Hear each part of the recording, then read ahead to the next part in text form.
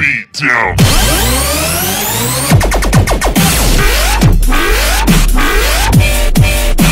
Hey guys, what's up? It's JaxPro here, and I have some Crysis 2 gameplay on the map Parking Deck, I believe? Parking Garage, Parking Deck, something like that. This gameplay is the first time I've ever played on this map, so I sped up some parts just because I was running around and it was kind of boring. So today I want to start a little series I want to start on Crysis 2 called the Nanosuit and You. Basically, the Nanosuit is what makes the difference between Call of Duty and Battlefield Bad Company and Crysis 2. It kind of separates them from the pack, and it's a very good feature if you know how to use it correctly. So today I'm going to kind of teach you just the basics of the Armour module. It's probably my favorite module for the suit. You have three modules. You have Armour, Power, and Stealth. Power is for like sprinting and jumping. You have your Armour for the to allow you to take more damage, and then you have Stealth to go invisible like that prick.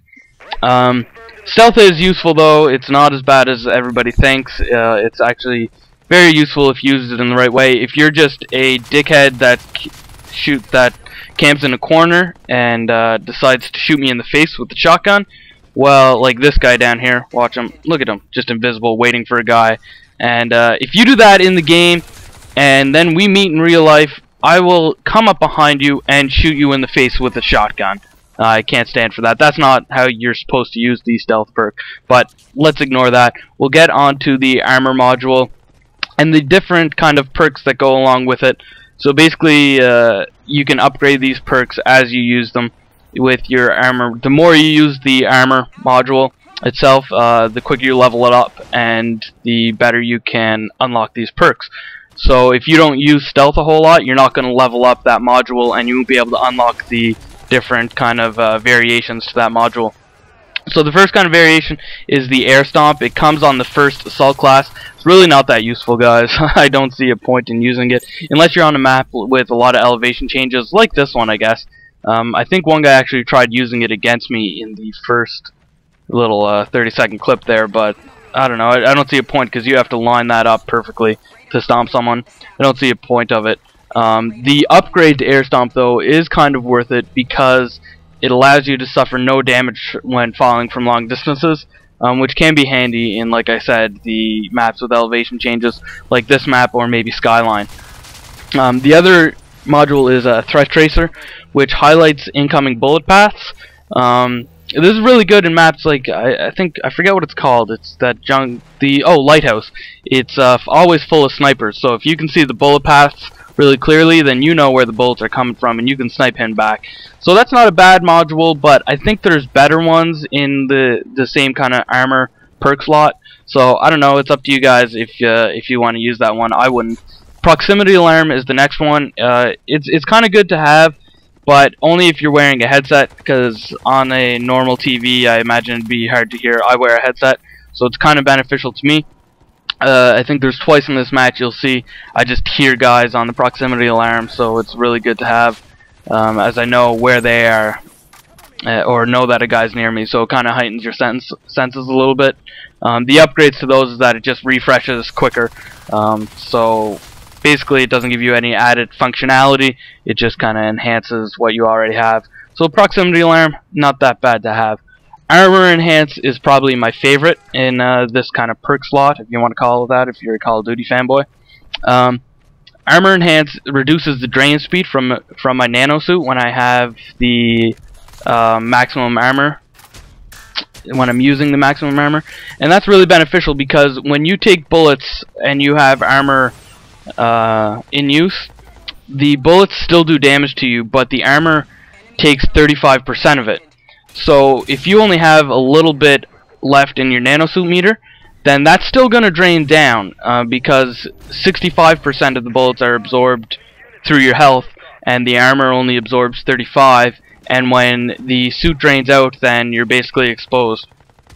So having your armor still kind of high up on the meter is very beneficial when it comes to a gunfight one-on-one. If you can drain that guy's armor quicker than he drains yours, then you're going to win that gunfight. So that's really good. As you see there, I got in the gunfight and my armor drained completely. My nanosuit drained completely. Man, it's really confusing. There's so much stuff in this game. You just get confused at all the topics. Super fast mode, what up? I'm not only use my blade. I'm not even going to try. The other one is nano recharge. This is really good for kind of close quarters combat when you're going to take a lot of damage and can't really help it. It basically increases your... It makes health recharge faster.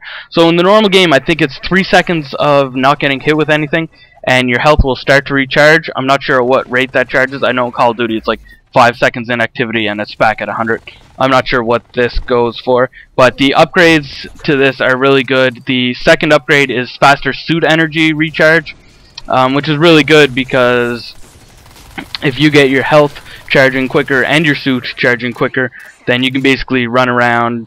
I suggest this with like a shotgun class where you're gonna take a lot of damage. It's really good. And the upgrade 3 is just a shorter delay, so no added functionality. It just adds more speed, I guess, to your health recharging. The next perk is the detonation delay. Basically all it is when enemies throw explosives, it resets the timer. It might be useful in game types like I forget what it's called. I haven't played it a whole lot. Where the I think it's called Crash Site or something like that, where the pod comes down and you have to capture it. It's kind of like domination. But other than that, not a whole lot of people use grenades in team instant action or team deathmatch, so I don't really recommend it. It's not really a useful perk in the armor slot. The last one is the energy transfer. So basically what that is, after you get a kill, after you kill somebody, your nanosuit recharges completely. You basically kind of leech off their energy, which is really good again for close quarters combat. Again, something I'd rather not use a whole lot because the energy regenerates automatically basically when you're not doing anything like I'm doing right here. So you don't really need it a whole lot. You don't run out of energy a whole lot unless you're running a lot in stealth or sprinting around a lot. Then it might be a good perk to have if you're running like a stealth class. But they are all the armor modules, guys. If you guys have any questions, let me know. I probably skipped out on a lot of stuff. So basically, the more you use armor, the quicker you upgrade it, and then as you pass by levels, you unlock different module kind of perks, and through those perks have different levels. So it's basically like a I don't know, one of those Russian dolls. You just have perks inside of perks and all that stuff. But anyway, guys, this game is wrapping up as I'm waiting to kick this car into this guy, but fail. Get the last kill in TDM. I think the last score is 16-5.